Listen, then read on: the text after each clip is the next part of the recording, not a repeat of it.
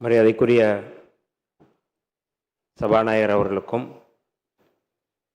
மாண்புமிகு முதல்வர் அவர்களுக்கும் எதிர்க்கட்சி தலைவர் அவர்களுக்கும் இங்கே பதவியேற்றிருக்கின்ற பொறுப்பேற்றிருக்கின்ற மரியாதைக்குரிய மாண்புமிகு அமைச்சர் பெருமக்களுக்கும் சட்டமன்ற உறுப்பினர்களுக்கும் விடுதலை சிறுத்தைகளின் சார்பில் முதலில் என்னுடைய வணக்கங்களை தெரிவித்துக் கொள்கின்றேன்.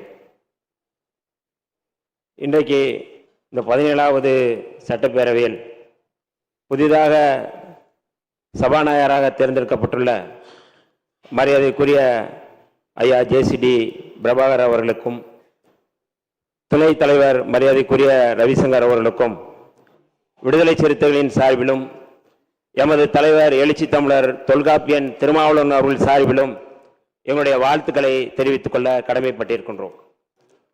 இந்த அவையிலே புரட்சியாளர் அம்பேத்கர் அவர்கள் சொன்ன செய்தியோடு நான் ஆரம்பிக்க விரும்புகின்றேன். சமூக ஜனநாயகம், அரசியல் ஜனநாயகம் வலிமை பெற்று செழுமை பெற வேண்டுமானால் பெரும்பான்மைவாதத்தை விட சிறுபான்மை மக்களுடைய குரல் வலிமை பெற வேண்டும், செழுமை பெற வேண்டும் என்று புரட்சியாளர் அம்பேத்கர் அவர்கள் சொன்னார்கள்.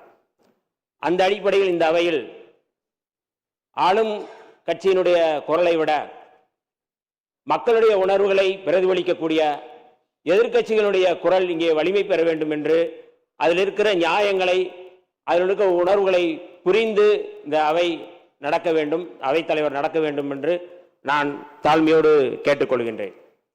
அதே போல இதே கருத்தோடு ஐயன் திருவள்ளுவன் அவர்கள் சொன்னதைப் போல வேண்டுதல் வேண்டாமை இளநடை சேர்ந்தாருக்கு யாண்டும் இடும்பை இல என்று வள்ளுவ பெருமனார் சொன்னார்கள்.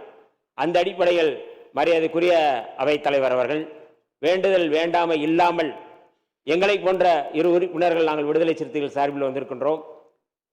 எங்களுடைய குரல் என்பது தமிழ்நாட்டுடைய குரல், விடுதலை சிறுத்தைகளுடைய குரல் என்பது தமிழ்நாட்டு உணர்வுடைய குரல், விடுதலை சிறுத்தைகளுடைய குரல் என்பது தேசிய இனத்தினுடைய குரல். அந்த குரல் இந்த அவையிலே பழுதுபடாமல் மறுக்கப்படாமல் எழுப்பப்பட வேண்டும் என்று நான் தாழ்மையோடு கேட்டுக்கொள்கிறேன். இன்றைக்கு மிக முக்கியமாக மாண்புமிகு முதல்வர் அவர்கள் காலையிலே மிக முக்கியமான ஒரு அறிவிப்பை அறிவித்திருந்தார்கள். வழிபாட்டு இடங்கள், பள்ளி வளாகங்கள், அதே போல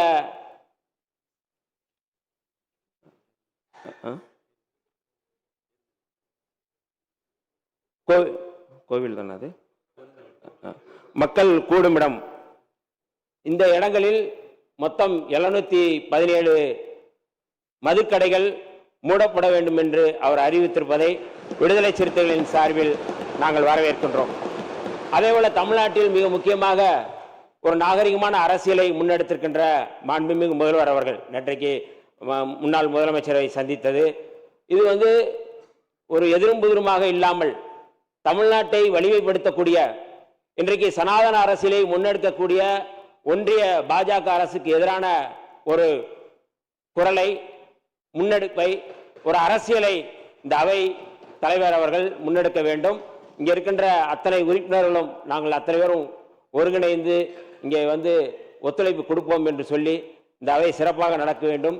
பெரும்பான்மைவாதத்தோட சிறுபான்மை மக்களுடைய குரல் இங்கே வலுப்பெற வேண்டும், தமிழ்நாட்டில் வலுப்பெற வேண்டும் என்று கேட்டு அத்தனை அவை உறுப்பினர்களுக்கும் என்னுடைய வாழ்த்துக்களையும் அவை தலைவர் அவர்களுக்கும் வாழ்த்துக்களையும் தெரிவித்து விடைபெறுகிறேன். நன்றி, வணக்கம்.